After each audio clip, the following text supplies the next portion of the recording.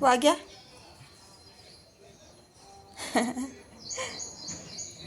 वाघ्या म्हणलं की बघतो. तुझं नाव वाघे आहे? तुझं नाव वाघे आहे? हां.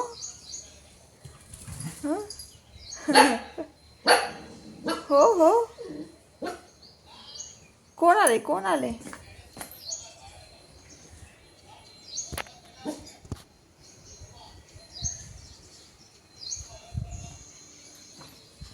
तुझा फ्रेंड आहे वय वाघ्या?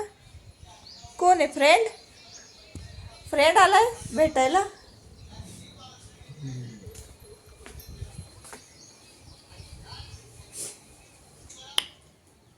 काय? बस तिथंच. अरे वाग्या, य य बस तिथंच. हां.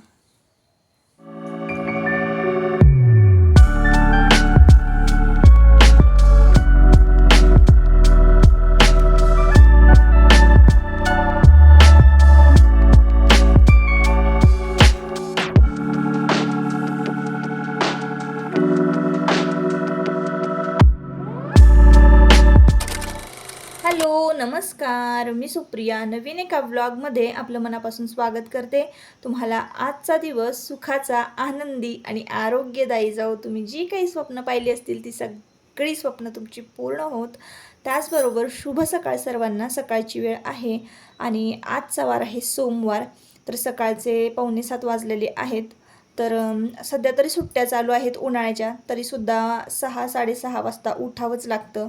आणि डबे जर चालू असतील, म्हणजे शाळा चालू असतील, डबे वगैरे करून द्यायचे असतात त्यावेळेला तर सकाळी पहाटेच उठावं लागतं. ते रुटीन तर मी तुमच्याबरोबर शेअर केलेलंच आहे. तर आज ना थोडीशी साफसफाई करायची आहे आपल्या खालची, म्हणजे खाली जो फ्लॅट आहे आपला, म्हणजे खाली 2 BHK आणि वर 2 BHK असं आहे. तर आपण वर राहतो आणि खाली 2 BHK आहे ना, तर तिथं थोडाफार दादांच्या बिझनेसचा माल जो आहे तो भरून ठेवलेला असतो आणि इतर काही गोष्टी जसं की तांदूळ वगैरे ना भरून ठेवलेले असतात. कांदे, तांदूळ जे वर्षभरासाठी आपण जे काही वस्तू भरून ठेवतो ना, ते खालच्या घरामध्ये भरलेले आहेत. तर आता ना ह्या घरामध्ये ना भरपूर माल होता. म्हणजे जे काही आपण कोल्ड्रिंक्स ज्या ठेवतो ना, तर त्या ठेवलेल्या होत्या या रूममध्ये ना. तर भरपूर घाण झाली होती, चिकट झालं होतं. आणि आता उन्हाळा असल्यामुळं, सीझन असल्यामुळं इकडचा माल जो आहे तो सगळा संपलेला आहे. तर आता ना ही सगळी रूम स्वच्छ करून घ्यायची आहे. आणि आज आम्ही कांदा भरणार आहोत. तर वर्षभरासाठी कांदा कसा भरायचा, कुठल्या कुठल्या गोष्टींची मी काळजी घेते, कांदा मी वर्षभर कसा टिकवते, हे सगळं मी या व्हिडिओमध्ये तुमच्याबरोबर शेअर करणार आहे. तुम्हाला जर असंच वर्षभरासाठी थोडीशी बचत करायची असेल, कांदे व्यवस्थित भरून ठेवायचे असतील, जेणेकरून कधी कसं होतं, आता आपल्याला पगार तर मंथली मिळतच असतो, पण काय होतं, आपल्याला ह्या सगळ्या गोष्टी एखाद्या महिन्यामध्ये घ्यायला मिळतीलच अशा नाही. काही काही महिन्यामध्ये सणवार येतात, मग आपल्याकडे थोडेफार पैसे राहत नाहीत ना, तर मग प्रत्येक किराणा मालातली किंवा काही ज्या गोष्टी आहेत त्या घेतल्याच जातील असं नाही. म्हणून मी काय करते, वर्षभरासाठी काही ज्या गोष्टी वर्षभर टिकून राहणाऱ्या आहेत, तर अशा गोष्टींना मी स्टोअर करून ठेवते. तर इकडं ना खिडक्या वगैरे झाडून घेतल्या, भरपूर धूळ झाली होती. आणि इकडं माल भरपूर भरून ठेवला होता ना, त्यामुळे इकडची स्वच्छता करायलाच मिळाली नाही. तर वरची स्वच्छता करता करता मला तर नको होतं बघा. वरचं सगळं 2 BHK जे आहे ना, तेच स्वच्छ करायला वेळ नाही मिळत, म्हणजे वेळ पुरत नाही. तर ही इकडची रूम कधी स्वच्छ करणार. तर आज ना कांदे भरून ठेवायचे होते, म्हणून ही रूम जी आहे ती सकाळी सकाळी स्वच्छ करायला काढलेली आहे. आणि आंघोळ वगैरे केली नाही, उठले, ब्रश वगैरे केला, बाकीची इतर जी काही कामं आहेत, थोडासा व्यायाम वगैरे हे केलं आणि उठल्या उठल्या खाली आलेले आहे. आणि हे सगळी जाळी, जळमटं, धूळ ही सगळं मी आधी आंघोळीच्या आधी म्हटलं काढून टाकावं. तर खाली सडा मारून घेतला आणि लगेच इकडं आली, ही रूम स्वच्छ केली. आणि हे एक आमचं खालचं टॉयलेट जे आहे ना, ते कोणीच वापरत नाही, म्हणजे यूज नाही करत ते आम्ही.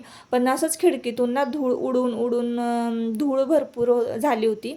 तर ती धूळ मी सगळी स्वच्छ धुवून घेतलेली आहे. कसं होतं ना, धुळीचे सुद्धा डाग, जर खूप दिवस झालं धूळ जर स्वच्छ केली नाही तर धुळीचे डागसुद्धा तसेच राहतात. तर इकडं तुम्ही बघत असाल, कोल्ड्रिंक्सच्या ज्या बाटल्या आहेत ना, तर त्यातल्या काही बाटल्या फुटलेल्या होत्या ना, त्यामुळं संपूर्ण लादी जी आहे फरशी खूप चिकट चिकट झाली होती. आता कांदे जर यामध्ये भरून ठेवायचे असतील तर ते अशीच धुळीत ओतून भरून ठेवता नाही येणार. कारण शेवटी ते अन्न पदार्थ आहे, आपण तो खातो, तर तिथली जागा स्वच्छ असणं गरजेचं आहे, मला तरी असं वाटतं. म्हणून मी ही रूम स्वच्छ करायला घेतली आणि मग म्हटलं हे सगळं व्यवस्थित जाळ्या जळमटं काढून ही रूम स्वच्छ करून कांदे भरून ठेवूया.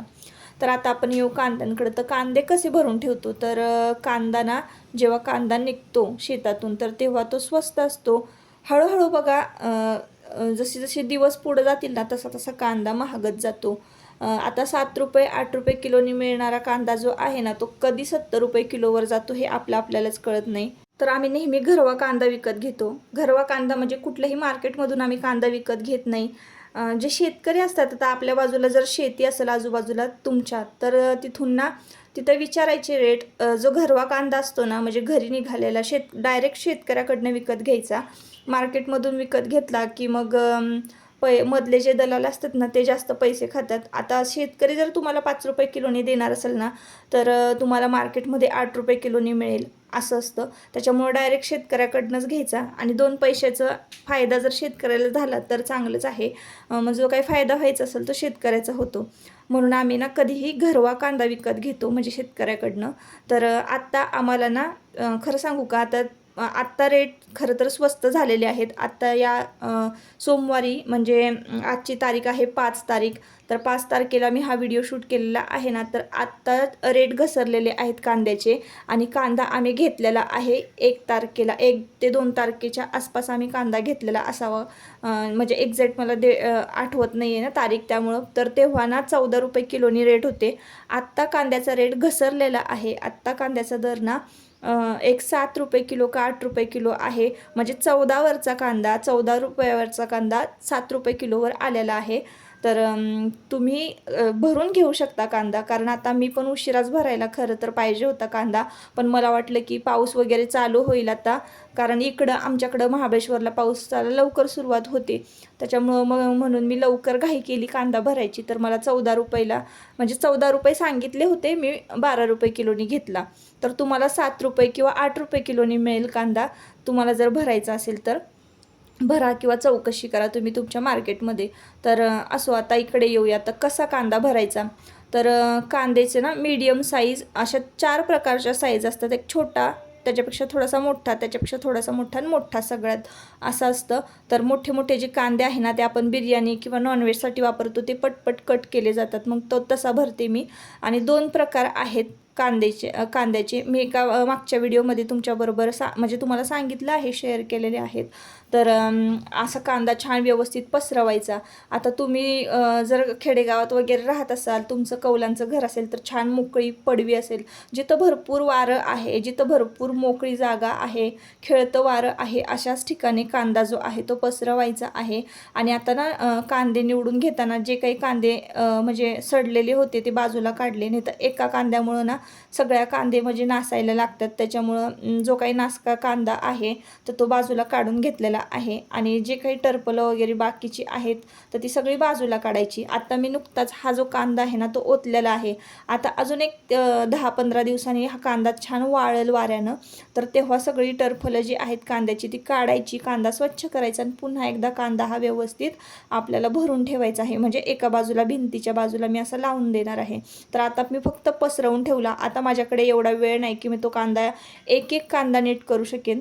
तर जसं आहे तसं ओतलं, फक्त नासके जे कांदे आहेत ते बघितले आणि ते बाहेर काढले. आणि बाकीचा जो काही कांदा आहे तो सगळा म्हणजे चांगला कांदा आहे.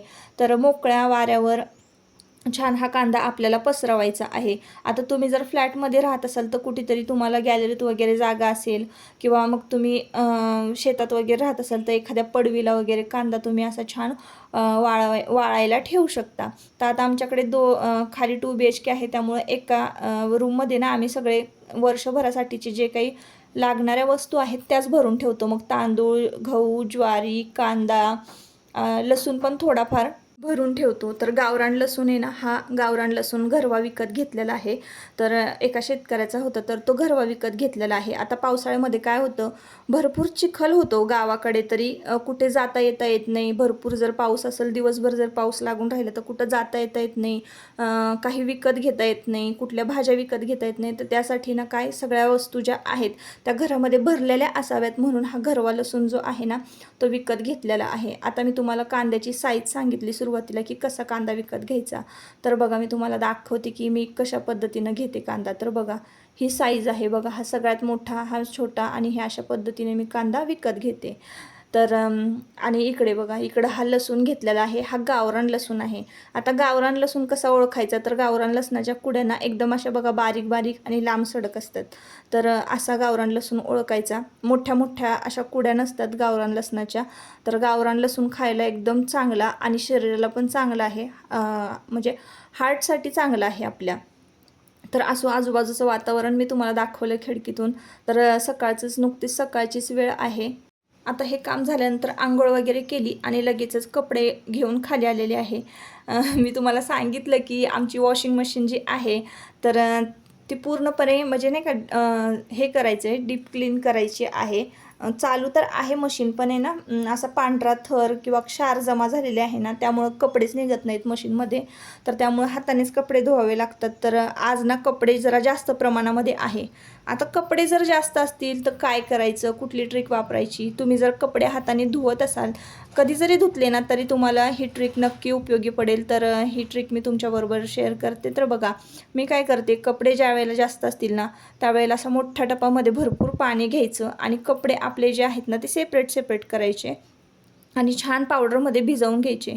तुम्ही ज्या वेळेला कपडे पावडरमध्ये भिजवताना त्यावेळेला अजिबात कपडे धुताना कुठलंच म्हणजे जास्त असं कष्ट घेण्याची गरज नसते. का आता आपण कपडे जे आहेत पावडरमध्ये भिजवलेले असतात, त्याचा छान फेस होत असतो. कपडा फक्त पावडरमधनं बादलीतून काढायचा, थोडासा साबण लावायचा आणि कपडा घासायचा. जर डाग असेल तर ब्रशने घासायचा, नाहीतर मग मी अजिबात कुठल्याच कपड्यांना ब्रश नाही लावत. तर मी खूप वेळा तुमच्याबरोबर मी धुणं कशी धुते किंवा कुठला कपडा कसा धुते, काय ट्रिक वापरायच्या, बऱ्याचशा टिप्स ज्या आहेत त्या मी तुमच्याबरोबर शेअर केलेल्या आहे मागच्या व्हिडिओमध्ये.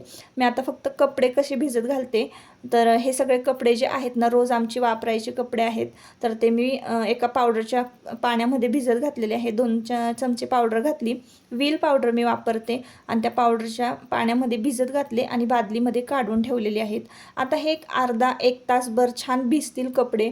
आता हे रोज वापरायचे कपडे आहेत ना, मी एका बादलीमध्ये भिजत घातले. आता 2 चमचे पावडर पुन्हा मी एका टपामध्ये घातलेली आहे आणि आता आपल्याला आहे ना उशीचे कवर किंवा बेडशीटा ज्या काही आहेत ना त्या सगळ्या भिजवून घ्यायच्या आहेत. आता ह्या आमच्याकडे घरामध्ये 2 बेड आहेत. एक आजीबाबांचा बेड, एक या बेडरूममध्ये एक बेड आहे ना, तर 2 बेडशीटा निघतात आणि आता सध्या काय झालं आहे, जरा वाळवण वगैरे उन्हाळ्याचे पदार्थ जे केले होते ना त्यासाठी ही बेडशीट जी आहे ना ती वापरली होती. तर म्हटलं चला तीसुद्धा धुवून टाकूयात. ती बेडशीट चांगली होती आणि एवढी काही जास्त वापरली नव्हती, पण थोडी मळली होती. तर मग तीसुद्धा भिजत घातलेली आहे आणि ह्या सगळ्या बेडशीटा चांगल्या आहेत ना, ज्या की आपण बेडवर हंतरतो, तर त्या एका टपामध्ये काढून घेतल्या. आणि आत्ता मला ना एक अजून बेडशीट सतरंजी जी आहे, चादर सोलापुरी चादर, तर ही चादर ना मी उन्हाळी कामासाठी खूपदा वापरलेली आहे. ती खूप मळकी झालेली होती, तेलकटसुद्धा झालेली होती, तेलाचा वास येत होता. तर ती सुद्धा मी छान भरपूर पावडर घालून पाण्यामध्ये भिजत घातलेली आहे. आता हे कपडे जे आहेत ना आपल्याला एक 1 तासभर छान भिजत ठेवायचे आहेत आणि मग आपल्याला ना इतर काही कामं आहेत आता घरामध्ये ती करायची आणि ती कामं झाल्यानंतर आपल्याला लगेचच हे कपडे धुवायला खाली यायचं आहे. तर तुम्ही या पद्धतीनं कधीही कपडे धुतलात ना, तुम्हाला कपडे धुवायचा कधीच कंटाळा येणार नाही. असं छान वेगवेगळं कपडे भिजत घालायचे, रोज वापरायचे कपडे वेगळे आणि बेडशीटा वगैरे वेगळ्या, इतर काही टॉवेल वगैरे असतील तर ते वेगळे भिजत घालायचे. तर मी ज्याप्रमाणे बेडशीटा एका बाजूला वेगळ्या भिजत घातल्या, जास्त मळलेली जी बेडशीट आहे ती एका बाजूला वेगळी भिजत घातली आणि रोजचे कपडे वेगळे भिजत घातलेत ना, तर हे छान तासभर भिजू द्यायचे आणि पटकन धुवून काढायचे. अजिबात कंटाळा येत नाही धुण्याचा आणि खूप छान पटकन खळखळ कपडे निघतात. हाताने जरी कपडे धुवायचे म्हटले तरी मला अजिबात म्हणजे अशा पद्धतीने मी काम करते ना, म्हणून मला या कामाचा कंटाळा येत नाही. तर असो, आता 1 तासभर ना कपडे भिजतायत, तोवर ना मी इकडे वर आलेली आहे आणि आता मी चपाती करते. तर चपाती करताना सुद्धा मी तुम्हाला थोडेफार 1-2 ज्या टिप आहेत त्या शेअर करणार आहेत. तर बघा आता मी सकाळी खाली जेव्हा कांदा भरायला गेले की नाही, त्याआधीच ना मी कोबीची भाजी केली होती आणि पीठ मळून ठेवलं होतं, कणिक मळून ठेवली होती आणि त्यानंतर मग लगेच इकडे वर आले आणि आता चपात्या लाटून घेणार आहे. आता चपात्या लाटताना मी काय करते, आत्ताच बघा मी गॅस चालू केलेला आहे, गॅस ऑन केलेला आहे आणि गॅसच्या गॅसची फ्लेम जी आहे ती फुल ठेवलेली आहे. तरीही आमचा तवा जरा जाड आहे ना, तो तापायला वेळ लागतो. तवा तापेपर्यंत ना माझ्या इकडं 2 ते 3 चपात्याला पटपट लाटून होतात. आता चपात्या लाटताना काय करायचं, आधीच गोळे करून घ्यायचे आपल्याला जितकी चपात्या लाटायच्या आहेत तितक्या, आणि त्याला तेलसुद्धा लावून घ्यायचं. मग आपल्याला पटपट पटपट अशी लगेच चपाती घेऊन लाटता येते, उंडा घेऊन चपाती लाटता येते. तर एकदा गॅस ऑन केला ना, तवा तापला ना की परत पुन्हा गॅसची फ्लेम बारीक नाही करायची. फुल गॅसवरच पटापट पटापट चपात्या ज्या आहेत आपल्या त्या भाजायच्या. गॅसची फ्लेम ना बारीक केली, परत मोठी केली तर काय होतं, चपाती आपली कडक होती. आणि सतत पण आपण जर चपाती हलवत असू ना की चपाती पण आपली कडक होती. तर त्याच्यामुळं काय करायचं, एकदाच आलटीपलटी करायची चपाती तेल लावताना, आणि पटपट अशा पद्धतीनं चपात्या भाजून घ्यायच्या. आणि तवा अजिबात म्हणजे मोकळा जाऊ द्यायचा नाही. लगेच एक चपाती भाजली की दुसरी चपाती आपली तयार पाहिजे तव्यावर टाकण्यासाठी. तर अशाच पद्धतीनं बघा मी चपाती करते. अशा पद्धतीनं चपाती केली ना, गॅसची पण भरपूर बचत होते आणि आपलं कामही पटपट उरकतं. आता बघा कोबीची भाजी आणि चपाती झाली आहे ना, तर पातळ भाजी मी काहीच केली नव्हती. सध्या उन्हाळ्याचे दिवस चालू आहेत आणि जेवणसुद्धा जात नाही, नाश्ता तर करावाच वाटत नाही, म्हणून डायरेक्ट आम्ही 11 11:30पर्यंत आम्ही जेवणच करतो. तर आता इथे दही, कोबीची भाजी, चपाती असं घेतलेलं आहे खायला. तर तुमच्या दादांना जेवायला वाढलं, माझंसुद्धा जेवण झालं. आणि थोडाफार जो किचन कट्टा आहे ना तो क्लीन करून घेतला. दिवसभर किचन कट्टा क्लीन असलं ना की जरा बरं वाटतं. आता कालच्या व्हिडिओमध्ये एक मी आईस्क्रीमची रेसिपी शेअर केलेली आहे. रेडी टू ईटचं आईस्क्रीम जे आहे ना, ईटमीचं आईस्क्रीम आहे ते, रेडी टू ईट पावडर होती ना ती कशी तयार करायची काय हे मी मागच्या व्हिडिओमध्ये सांगितलेलं आहे. आणि ते आईस्क्रीम काल तयार झालं नव्हतं म्हणून मी तुम्हाला दाखवलं नाही, तर मी आता या व्हिडिओमध्ये तुमच्याबरोबर शेअर करते. तर तुम्ही बघा ते आईस्क्रीम कसं झालेलं आहे.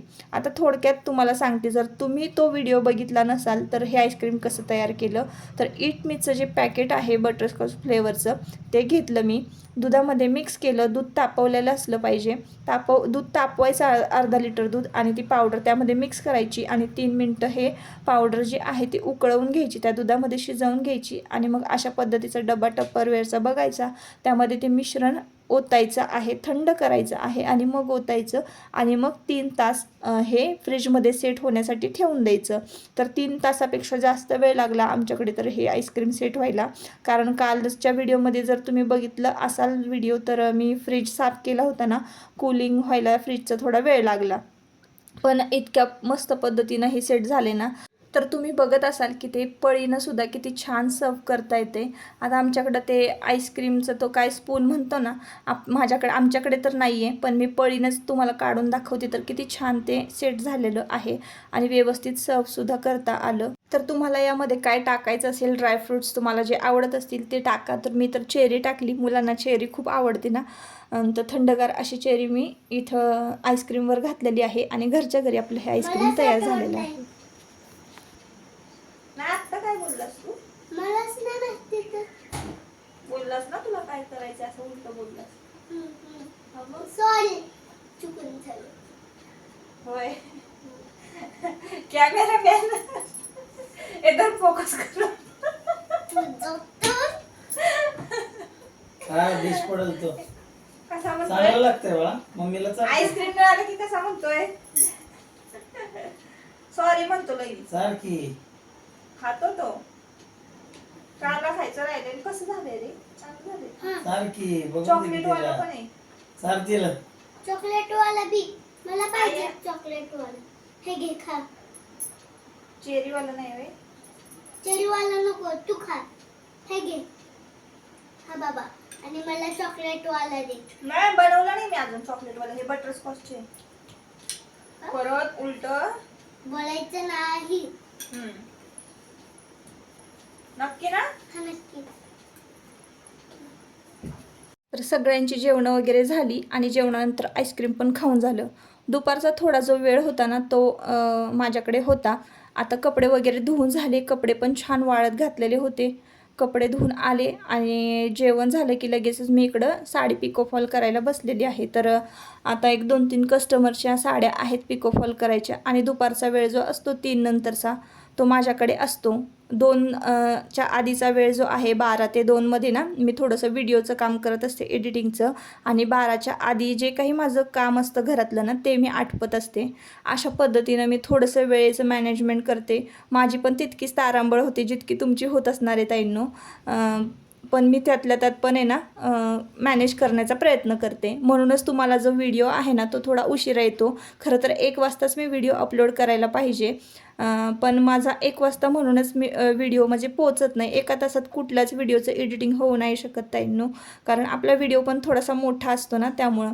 तर आता इथे मी जेवढ्या साड्या आलेल्या होत्या पिकोफॉलच्या तेवढ्या साड्या पिकोफॉल करून घेतलेल्या आहेत, आणि आता घडी घालून मी ह्या सगळ्या साड्या ज्या आहेत ते ठेवून देणार आहे. आता मी जेव्हा मशीनवर बसते ना पिकोफॉल करण्यासाठी साड्या, तेव्हा घरभर पसारा घातलेला असतो देवांशनं. आता संध्याकाळची वेळ झालेली आहे, हा सगळा पसारा पटपट आवरायचा. तर ताईंनो, माझा जर व्हिडिओ उशिरा आला ना तर तुम्ही म्हणजे बघत जा, नोटिफिकेशन जी आहे ना ती ऑन करा, बेल आयकॉनवर प्रेस करा, म्हणजे माझा जेव्हा कधी व्हिडिओ अपलोड होईल ना तर तेव्हा तुम्हाला कळेल की माझा व्हिडिओ आलेला आहे आणि तुम्ही लगेच बघू शकाल. तर काय होतं ना, मला असं वाटतं की 1 वाजता व्हिडिओ अपलोड करावा, कारण तुम्ही पण 1 वाजताच म्हणजे तुमचं पण अपेक्षित असतं की मी 1 वाजताच व्हिडिओ अपलोड करावा. मागे सुद्धा मी एकदा पोस्ट केलेली, तेव्हा 1 वाजताच व्हिडिओ अपलोड करा म्हणून जास्त मतं पडली होती. पण माझा 1 वाजता व्हिडिओ ना खरंच नाही होत अपलोड, माझी धावपळ होते. त्यामुळं मग कधीही अपलोड होईल व्हिडिओ तर म्हणजे 4 वाजताच होईल. मला तर असं वाटतं मी 4 वाजताच व्हिडिओ अपलोड करत जाईन वेळ मिळाला. जर एडिटिंग झालं तर लवकर व्हिडिओ अपलोड करत जाईन. तर तेवढं सांभाळून घ्या. आणि आता मी सगळं झाडलोट केली, पसारा घरातला आवरला. संध्याकाळची वेळ झालेली आहे आणि हे जे काही मी कपडे भिजत घातलेले होते ना ते सगळे कपडे हाताने धुतलेले आहेत. इतके छान स्वच्छ मस्त निघालेले आहेत ना कपडे. तर छान असं थंडगार वारं सुटलं होतं आणि वाऱ्याने छान कपडे छान वाळले होते. दुपारी उन्हात सुद्धा वाळले, पण मी खूप कमी ऊन होतं ना त्यावेळेला मी वाळत घातले होते कपडे. तर आत्तापर्यंत कपडे छान वाळले. आणि थोडा जरा माझं ना बाहेर काम होतं, म्हणजे तुम्ही जर वाईच्या महागणपतीला आला असाल ना तर गणपती घाट तुम्हाला माहिती असेल वाईचा. मी वाईमध्ये राहते. बरेच जण विचारतात ताई तुम्ही कुठं राहता, तर मी वाईमध्ये राहते आणि बऱ्याचदा मी सांगितलं सुद्धा आहे की मी वाईमध्ये राहते. तर गणपती घाट जो आहे महागणपतीचा, तर तिथं भरपूर दुकानं आहे. तिथल्याच दुकानांमध्ये एका दुकानामध्ये माझं काम होतं म्हणून मी आले होते. तर ते काम झाल्यानंतर ना थोडंफार जरा फोटो पण काढायचे होते. तुमचे दादा पण माझ्याबरोबर आले होते, देवांश आला होता. आजूबाजूचं नदीकाठचं वातावरण एवढं भारी असतं ना ताईंनो. कुठं बसलंय बाळ? मित्र दगडात बसला, दगडात. दगडावर कुठं बसलंय? दगडावर. हे बघ दोन्ही बॉल. एक आहे वाघ्याचा आणि एक आहे बाळ्याचा. लाईट लावला तर वाघ्याचा ना. लाईट लागलेला देवाचा. तिकडे बघा, दोन्ही लाईट लागणार आहे. तिकडे बघा, ते टाइम चालू आहे ना, टाइमर तिकडे बघायचं.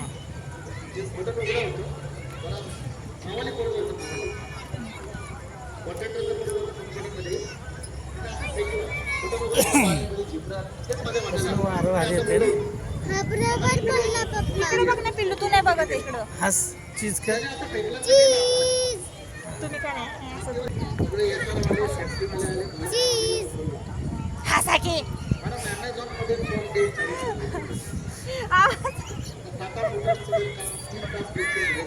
हसा की काय. हो काढलं. तर तुमच्या दादांना पण असा कधीतरीच वेळ मिळतो निवांत माझ्याबरोबर फिरायला, आणि माझं खरंच महत्त्वाचं काम होतं म्हणून मी दादांना घेऊन मग संध्याकाळी आले. जरा कामं वगैरे घरातली आटपलेली होती, घरात पण असं निवांत होतं, काही जास्त काम नव्हतं. मग म्हटलं चला फिरायला जाऊया. तर केलं ते काम. तर आता या व्हिडिओचा शेवट मी इथंच करते. परत आपण पुन्हा भेटूया नवीन एका व्हिडिओमध्ये. तोपर्यंत स्वतःची काळजी घ्या, मजेत राहा.